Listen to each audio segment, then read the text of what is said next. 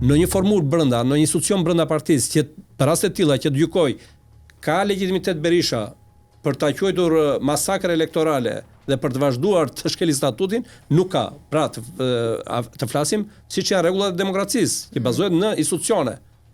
Por në rast se vjen Berisha për 6 muaj, bie fjala, merr nga Parlamenti Evropian, nga Departamenti i Shtetit, nga gjykata shqiptare, një përgjigje, një feedback të tillë pozitiv, që është në të njëjtën valë me Berishën, që i konteston këto zgjedhje, atëherë po Berisha ka drejt. Dhe këtu pastaj diskutimin e gjejnë demokratë me forumet e tyre nëse do duan të vazhdojnë me Berisha apo jo. E bën këtë tabaku këtë gjë? Unë mendoj se nuk e bën dot. Pse nuk e bën? Nuk e bën dot, me aq të paktën sa që e njoh fund. Pse? Tabaku është shumë e mirë, do të thënë si një tekniciene, është nga më të mirat që ka Partia Demokratike sot aty, por tabaku nuk e ka dot këtë kurajo të përballjes me të mëdhenj, me gigantët. Tabaku është shumë e mirë që t'i hapësh rrugën, ta vendosësh atje do ta bëj mirë atë punë, po t'i hapësh rrugën. Në një farë mënyrë Lulzim Basha plus. Do të thënë që të jetë Berisha ai që se Berisha do gati, kjo tipimi i shkurt aty mohabeti dhe t'ja japi gati. Ose të ndodhi një aksident që Berisha të largohet për një arsye për një tjetër dhe pastaj tabaku futen në garë. Por nuk them se s'është vetëm tabaku aty. Më komento pak prapasken, po kush është tjetër potencial për shkak? Tjetër për mendimin tim. Aty ka shumë, për mua dhe Ali Mehmeti është një potencial. Pavarësisht se tabaku Ali Mehmeti, dy më të votuarit. Tip introvert. Ata nuk janë dhe thjesht dy më të votuarit. Ata janë modele se si qytetaria, si qytetarë shqiptarë, dhe sidomos krye qyteti, e duan në politikanin. Pra janë kontrasti i Sali Berishës. Për te këtyre dy emrave? Ervin Saliani. Patjetër kushdo tjetër domethënë që mund të jetë aty, ka shumë figura Partia Demokratike. Mund të ndërmarr diçka në këtë drejtim Ervin Saliani kur të dalë, se shumë shpejt do dalë nga Qelia apo nuk e them dot. Kam përshtypjen që gjë e parë që do bëj Sali Berisha do t'i ofrojë një pozicion si nën kryetar partie, në sekretar. Salianin jo, unë e shoh Salianin. Si mund për dal kundër Berishës. Potencialisht e shoh. Realisht pastaj do të parë konjunktura në cilën do të jetë Partia Demokratike kur dal Saliani nga arresti dhe pastaj ambicet e vet Salianit, se nëse nuk e ka ambicet vetë personi. Çfarë prapaskene fshihet tek sulmi i Adriana Kalas prioritet e Bakut?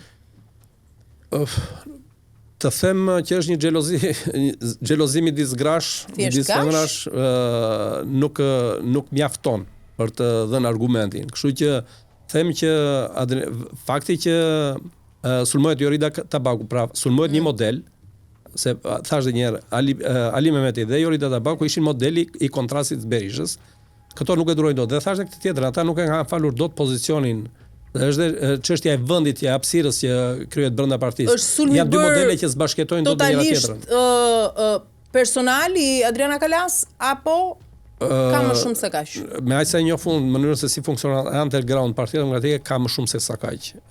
Jorida Tabaku ishte. Që do të thotë mund të shkoj prapaskena deri te Berisha? Po, besoj se po. Jo, besoj se po. Po çfarë problemi ka Berisha me Tabakun? Tash që është kontrasti. Do të thënë ai nuk pranon dot të rriten figura të cilat ai nuk i ka në kontroll. Do të thotë. Mund ndihet i rrezikuar? Berisha më vjen keq po e përsëris se e kam thënë në televizionet e tjera, por Berisha e ndërton gjithmonë, do të thënë ngre pushtetin e tij mbi bazën e dobësive të bashkëpunëtorëve. Tek bashkëpunëtorët të cilët nuk gjen dobësi, pra nuk i kap, si mban dot, s'ka dosje, s'ka të dhëna, nuk i kompromenton, aty ai ka shumë problem. E ka shumë problem, nuk ndihet rahat, sepse i shikojnë gjithmonë si rival, si alter ego. Se Berisha nuk e ka thjesht politik pasion, atë pasion politikën. Berisha e ka patologji politikën.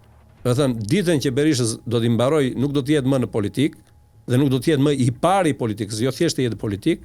Atë ditë Berisha do të thënë është ndarë nga kjo botë, pavarësisht se fizikisht mund të jetë e mund të rrojë. Tani, shumë njerëz të tjerë, kandidatë Partisë Demokratike në Tiranë, morën goxha vota, duhet thënë, por fatkeqësisht nuk e morën dot mandatin. Për shembull, Muslim Urizi një ndërta. Por ka edhe të tjerë, sigurisht. Aulon Kalaja, është jashtëzakonshëm që ka bërë Aulon Kalaja, një aktivist i jashtëzakonshëm me zero lek, pa ndonjë rreth të fortësh, domethënë, nuk njihet për ty, unë kam pasur student, ekselent në vullnetin e tij, shumë i pastër dhe mbi të gjitha i qartë fare në konceptet se si funksionon demokracia. Dhe po paralajmërohet i jashtëzakonshëm për të ardhmen e Partisë Demokratike, nëse nuk do ta luftojnë, nëse nuk do t'i vënë shkelmin në gryq dhe atij, siç ka bërë Berisha me të gjithë ne që kemi qenë të pakapur prej tij. Qartë. Dhe po paralajmërohet që deri në shtator mund të ndodhin gjërat papritura. Për shembull, nga ata që kanë fituar për të qenë deputet edhe në shtator, mund të kenë llogari apo përplasje apo mund të përplasen me drejtësinë për shembull.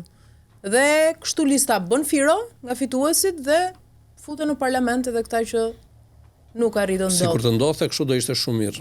Parashikon ndonjë situatë të tillë, ke pritshmëri të tilla për emra konkret për shembull. Spaku drejtësia mund duhet veproj dhe do të punoj.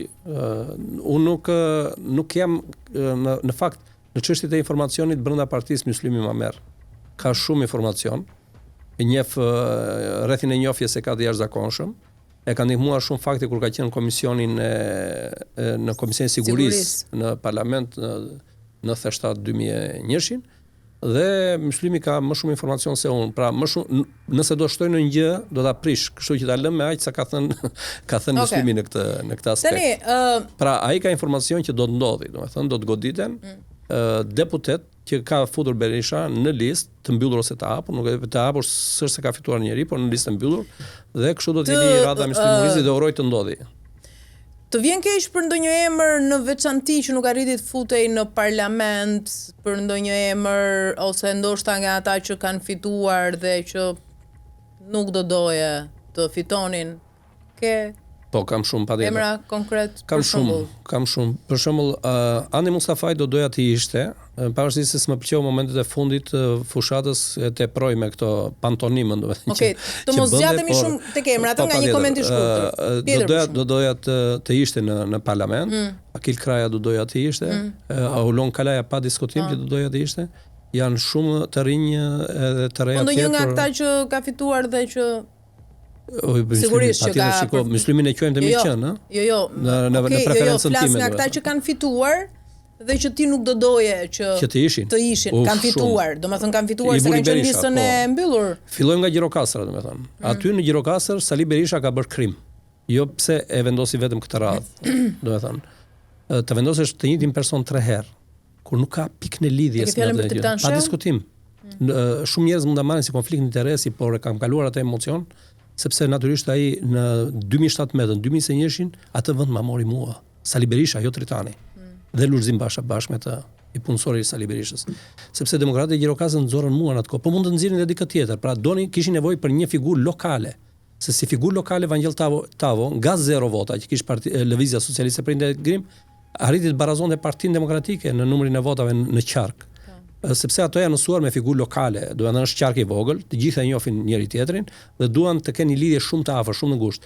Personi në fjalë, pavarësisht se është një intelektual, profesor, ka merita në politikën e Partisë Demokratike në të shkuarën, e ka bërë punën e vet, i ka mbaruar kilometrat ajo makinë, domethënë i ka bërë kilometrat e veta. Kështu që vendosja e tij kur nuk ka asnjë rreth aty, nuk ka dhënë asnjë lloj kontributi që ajo parti të rritë, përkundrazi. I kanë shtrydhur, i kanë pirë dhe pikën e gjakut të fundit asaj partie derisa arritën në minimum sikur në shtëpi të rinte, këtë radhë mos shkonte fare, mandatin do ta merrte se janë ai demokratë që dalin nga shtëpia dhe të shkojnë të votojnë për Partinë Demokratike, siç kanë bërë në 97-ën. Pra ai demokratë janë 11.000 veta që morën vota këta, janë aty. Do të thënë laj thaj ata do të jenë çdo kohë. Kështu vazhdojmë edhe në listën e Tiranës. Gjithë listën e Tiranës, po ta kisha në dorë, nuk do ta vendosja më.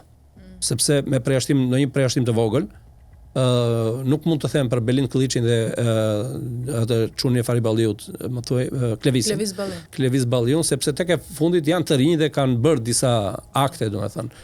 Por për të tjerët nuk do t'i vendosja më, ose do vendosja në listë hapur, të shkonin dhe të merrnin votën. Por Sali Berisha e bëri engas këtë punë, sepse donte që të kishte besnik të vet, dihet, është. Po kështu dhe në qarje të tjera, krerët e qarqeve. Për çfarë duhet ta çonte Luciano Borxhi në Shkodër? Ç'lidhje ka? Nuk ka Shkodra një që ta drejtoj me gjithë respektin që kam për Luçin. Ta vendosen në Elbasan atje ku është. Vota ka marrë Luciano, ka qenë i votuar, do vazhdonte prap. Bileti ishte në listë hapur, jo në listë mbyllur. Dhe mos vendosja e Dash Sulës është gabim. Dash Sula duhet të ishte në listë dhe duhet të ishte sepse Dashi është një operator lokal i jashtëzakonshëm dhe njeh sociologjinë politike të zonës. Ti sa përqind beson tek fakti që pretendohet nga Partia Demokratike që 11 maj ishte një farsë elektorale? Kur ju po bënit këtë pyetje tani, u po mendoja të thoja diçka tjetër ta plotësoja të parën. Ishte fakti ne ko diskutojmë po të ishte ai, po të ishte ky, kush do fitonte, sa vota do merrte, kush do dilte i pari. Zgjedhjet i shiti Sali Berisha, votën, domethënë fitoren e Partisë Demokratike demokratët ja kanë bozh me kodin zgjedhor që bëri dhe me listën që bëri. Që në moment që ndërtoi listën, Berisha u dha mesazh të gjithëve që nuk synonte fitoren. Dëgjoj, në të gjitha palët e zgjedhjeve që janë bërë në Shqipëri nga 91 e këtej, gjithmonë partia që është në pushtet i ka krijuar vetes avantazhe të papara për te asaj normës së pranueshme që është një 5% që pranohet edhe në perëndim. Që ai që është në pushtet i ka si benefite për fakt se është në pushtet, duam s'duam i ka këtu. Këtu ka përcjellë kjo, këtu vihet gjithë administrata në dispozicion të zgjedhjeve. Imagjino janë falur, nuk janë thirrur, domethënë nuk janë mbledhur as taksat, as tatimet gjatë asaj periudhe, 2-3 muajt e fundit. Ka vajtur borxhi domethënë në shkallë sipërore, domethënë si asnjëherë tjetër. Dhe të gjitha veprimet që bëri Edi Rama me faljet e gjobave, me licencat që dha, me lejet të ndërtimit, gjitha këto kanë ndihmuar për të marrë vota, pa diskutim. Por diferenca është e jashtëzakonshme. Pra, qytetarë shqiptar kanë votuar kundër Sali Berishës këtë radhë, për mos kthimin e Sali Berishës. Atë që Rama ka dashur në fillim, kur ka uruar që të kishte në krye të opozitës një si Sali Berisha. Sali Berisha me kodin zgjedhor bëri 2 akte, le të themi 3 akte. I dha Edi Ramës 13 mandate në tavolinë, sepse ju e dini që vota nuk ishte barabartë. Prandaj u kërkua Shqipëria një zonë elektorale nga Partia Demokratike zyrtare në atë periudhë, që drejtohej nga Lulzim Basha, sepse duhet barazoj vota siç e thot kushtetuta. Kushtetuta thotë që vota duhet të jetë barabartë në të gjitha zonat.